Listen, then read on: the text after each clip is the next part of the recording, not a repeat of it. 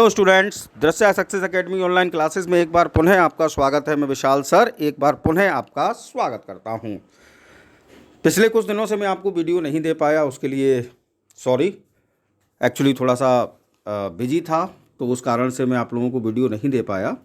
तो जैसा कि मैं लगातार आपको वीडियोस दे रहा था इंडियन राइटिंग इन इंग्लिश के, और इंडियन राइटिंग इन इंग्लिश से कनेक्टेड जो मोस्ट इम्पॉर्टेंट राइटर्स हो सकते हैं आगामी परीक्षाओं में, उनके मैंने आपको वीडियोस दिए, उनकी लाइव, उनके जनरल इंट्रोडक्शन से आपका परिचय कराया, उनके वर्क से आपका परिचय कराया।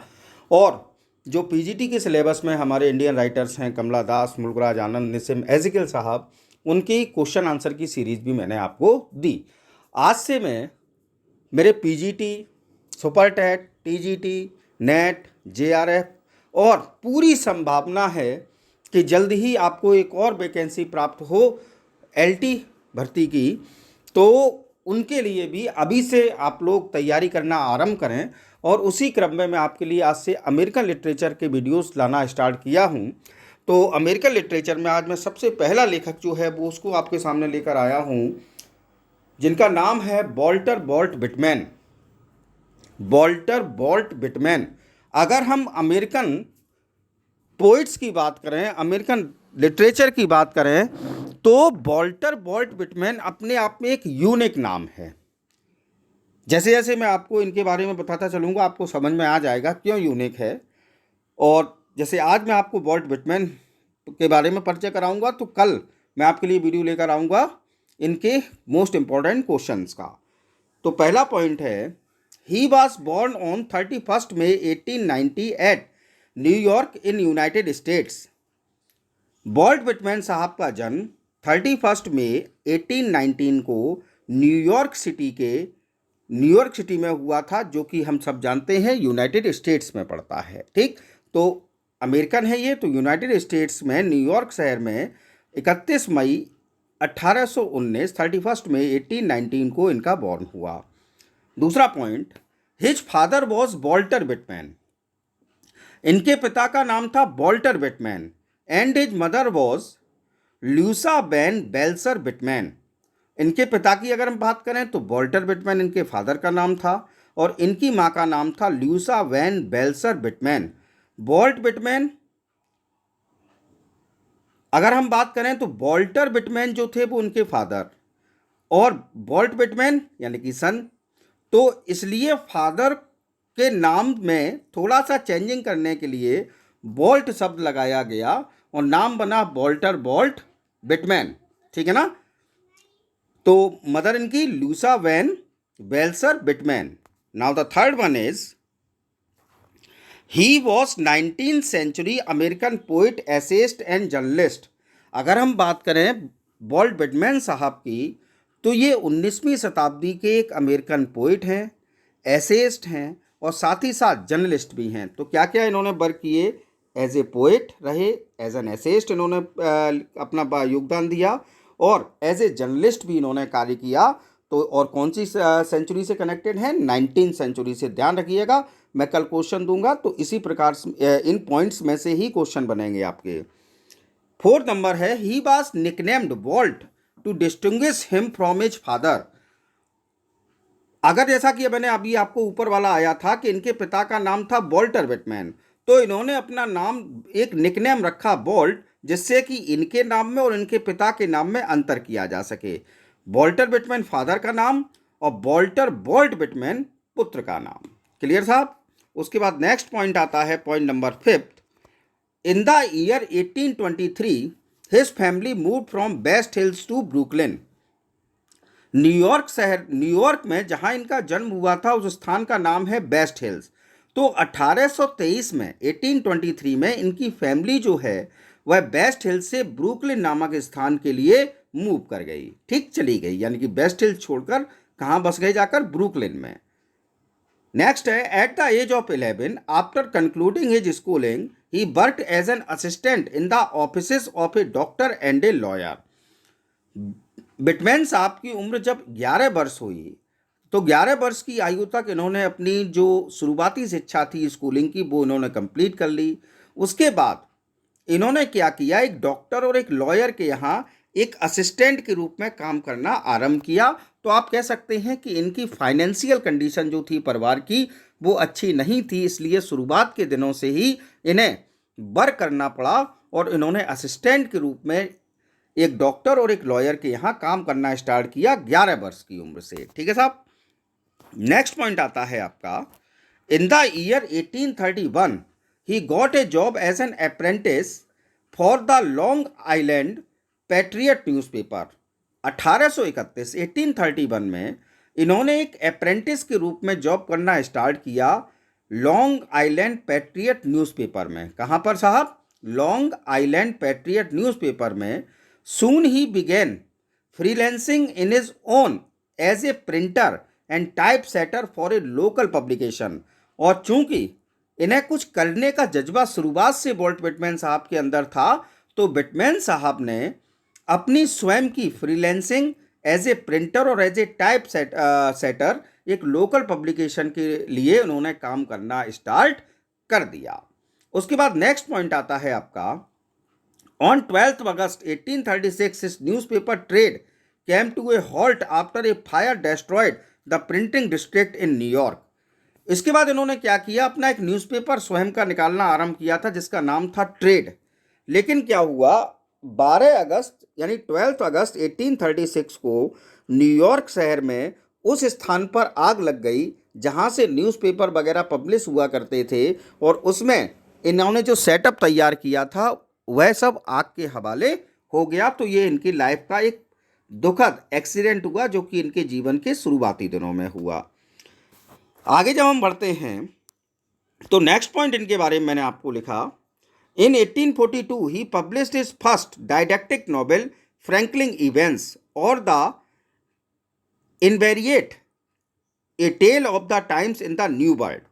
1842 में 1852 में इन्होंने अपना पहला डायडेक्टिक नॉवेल लिखा जिसका नाम था फ्रैंकलिन इवेंट्स। ये नॉवेल पब्लिश हुआ। इसका दूसरा नाम था, फ्रैंकलिन इवेंट्स को ही हम दूसरे नाम से भी जानते हैं, द इनेबिरेट, और इसका पूरा नाम है the inebriate a tale of the times in the New World. ये इनका पहला डायडेक्टिक नॉवेल पब्लिश हुआ 1842 में। This novel was commercial popular. अगर मैं यहाँ बताऊँ तो कॉमर्शियल तरीके से देखा जाए तो वॉल्ट विटमैन साहब का ये नॉवेल जो था वो पॉपुलर हो गया। Even Whitman himself later described it as rot. लेकिन आगे चलकर विटमैन साहब ने कहा कि मेरे द्वारा लिखा गया ये नॉवेल फ्रैंकलिन इवेंट्स जो है वो एक रॉट है। रॉट हम जानते हैं सड़ा हुआ। ठीक, तो स्वयं ही इन्होंने अपने द्वारा लिखे गए नॉवेल की आगे चलकर आलोचना की। नेक्स्ट आया, in March 1850 he published his first poem in free verse blood money in the New York Evening Post। फिर आया 1850 1850 का दौर। 1850 में इन्होंने एक अपनी पहली पोएम पब्लिश की जो कि इन्होंने फ्री वर्स में लिखी थी जिसका नाम था ब्लड मनी, और ये पब्लिश हुई न्यूयॉर्क इवनिंग पोस्ट में। ठीक है ना साहब, ध्यान रखिएगा। 1850 में विटमैन साहब की पहली पोएम ब्लड मनी जो कि फ्री वर्स में लिखी है विटमैन साहब ने, वह पब्लिश होती है, और ये पब्लिशन क्या में होता है, न्यूयॉर्क इवनिंग पोस्ट में।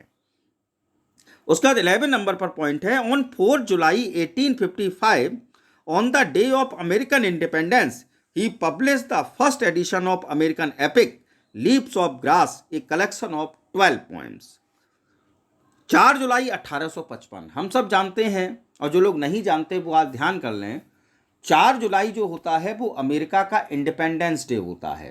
तो 4 जुलाई 1855 यानी 4 जुलाई 1855 जो कि अमेरिका का इंडिपेंडेंस का डे होता है, उस दिन इन्होंने पहला एडिशन पब्लिश किया अपना एक अमेरिकन एपिक का जिसका नाम है लीव्स ऑफ ग्रास, और इसमें कुल मिलाकर कितनी पोएम्स का कलेक्शन है, ये 12 पोएम्स का, 12 पोएम्स थी। अब यहां लीव्स ऑफ ग्रास के बारे में सुन लीजिए। Leaves of grass vault Whitman साहब का वो वर्क है जिस कारण से वॉल्ट विटमैन पूरे वर्ल्ड में पढ़े जाते हैं। बड़ी श्रद्धा के साथ, बड़े रेस्पेक्ट के साथ वॉल्ट विटमैन साहब को पढ़ा जाता है इनके वर्क लीव्स ऑफ ग्रास के कारण। ठीक है ना साहब। तो 4 जुलाई 1855 को पहला एडिशन लीव्स ऑफ ग्रास का पब्लिश हुआ। जिसमें कि 12 पोइम्स थी। नेक्स्ट पॉइंट आया आपका, इन 1857 he spent 2 years as the editor for Brooklyn daily times newspaper. 1857 में से इन्होंने 2 वर्ष अपने दिए एडिटर के रूप में वर्क किया ब्रुकलिन डेली टाइम्स न्यूज़पेपर के लिए। क्या के लिए साहब? ब्रुकलिन डेली टाइम्स न्यूज़पेपर के लिए। उसके बाद अमेरिका के लिए एक काला दौर आया। काला दौर से मेरा मतलब है एक ब्लैक, अगर अमेरिकन हिस्ट्री की बात करें तो एक ब्लैक अध्याय, ब्लैक लेसन आया। American civil war broke out on 12 अप्रैल 1861। अमेरिका में सिविल वॉर आरंभ हुआ 12 अप्रैल 1861 को। And Whitman worked as a nurse in the military hospital. और उस दौरान बिटमैन साहब ने मिलिट्री हॉस्पिटल में एक नर्स के रूप में काम किया। And he wrote about this experience in, और जो उन्होंने एक एक्सपीरियंस लिया नर्स के रूप में काम करते समय, उसको उन्होंने लिखा the great army of the Sikh नाम से एक वर्क में, the great army of the Sikh. This book was published in 1848 with the name memoranda during the war. आगे चलकर यही book the great army of the Sikh जो थी, इस बुक को 1848 में पब्लिश किया गया और नाम रखा गया मेमोरेंडा ड्यूरिंग द वॉर। क्या नाम भैया? Memoranda during the war. यहां थोड़ा सा गलत हो गया है। हाँ, तो ये बुक जो है मेमोरेंडा ड्यूरिंग द वॉर, ये पब्लिश हुई है, यहाँ थोड़ा सा गलत लिख गया है, सॉरी, 1875 में। ठीक है ना, ये थोड़ा सा गलत राइटिंग हो गई है। तो जब 1861 में अमेरिका में सिविल वॉर आरंभ हुआ, तो उस समय बिटमैन साहब ने मिलिट्री हॉस्पिटल में एक नर्स के रूप में काम किया। और नर्स के रूप में काम करते समय इन्होंने एक बुक लिखी जिसमें इन्होंने अपने इस समय के एक्सपीरियंसेस को लिखा, और उस बुक का नाम दिया the great army of the Sikh. यह बुक आगे चलकर 1875 में एक बुक के रूप में पब्लिश होती है, और इसका नाम रखा जाता है memoranda during the war. Now the next one is, on 14th April 1865 president Abraham Lincoln was assassinated at Fords theatre. 14 अप्रैल 1865 यानी कि 1865 को उस समय अमेरिका के जो प्रेसिडेंट थे जिनका नाम था अब्राहम लिंकन, उनको फोर्ड्स थिएटर में गोली मारकर उनकी हत्या कर दी गई। बिटमैन कंपोज द पोएम, तो उनको याद करते हुए उस समय बिटमैन साहब ने 2 पोएम्स की रचना की है साहब। एक का नाम है ओ कैप्टन माई कैप्टन, हम सब ने इस पोएम को पढ़ा है। और दूसरी पोएम है when lilacs last in the dooryard bloomed. नाम सुन लीजिए, when lilacs last in the dooryard bloomed in honour of the dead president. और इन्होंने इस बुक को काय के लिए लिखा? डेड प्रेसिडेंट को सम्मान देने के लिए उनको लिए इस बुक की रचना की है। ठीक है ना, सॉरी, इन पोएम्स की रचना। तो 2 पोएम, 2 इलेजी इन्होंने लिखी अब्राहम लिंकन की डेथ पर, ओ कैप्टन माई कैप्टन, और साथ ही साथ when lilacs last in the dooryard bloomed. Is it clear? उसके बाद नेक्स्ट है, Whitman and his friend D O. Connor published the good gray poet in 1866। Whitman और उनके साथी डी.ओ. कॉनर साहब, इन दोनों ने मिलकर एक बुक पब्लिश की जिसका नाम था द गुड ग्रे पोइट, और जिसका पब्लिकेशन हुआ 1866 में। उसके बाद next, in 1871 it was mistakenly reported that Walt Whitman died in A rail accident. 1871 में एक अफवाह फैली, गलती से एक अफवाह फैल गई कि वॉल्ट विटमैन साहब जिन्होंने की लीव्स ऑफ ग्रास की रचना की है, उस पोइट की रेल एक्सीडेंट में मृत्यु हो गई। लेकिन यह खबर पूर्ण रूप से गलत थी। इन द सेम ईयर, इसी वर्ष, वॉल्ट विटमैन साहब ने पब्लिश्ड डेमोक्रेटिक बिस्टेट्स, एक बुक अपनी पब्लिश की जिसका नाम है डेमोक्रेटिक बिस्टेट्स, और दूसरी पासेस टू इंडिया। तो ये 2 बुक 1871 में पब्लिश होती हैं, डेमोक्रेटिक बिस्टेट्स और passes to India. And recited, और एक और इन्होंने वर्क को रिसाइट किया इसी वर्क, नाम है after all not to create only at the American Institute. कौन सी क्या वर्क है? After all not to create only at the American Institute. तो ये इनके 3 प्रमुख वर्क्स जो हैं वो 1871 में आए। Democratic vistas, passes to India, और जो रिसाइड किया after all not to create only at the American Institute. ये 1871 के इनके वर्क हैं। उसके बाद नेक्स्ट पॉइंट आता है, on 23 January 1873 he suffered his first stroke which left him partially paralysed. 23 जनवरी 1873 यानी 23 जनवरी 1873 को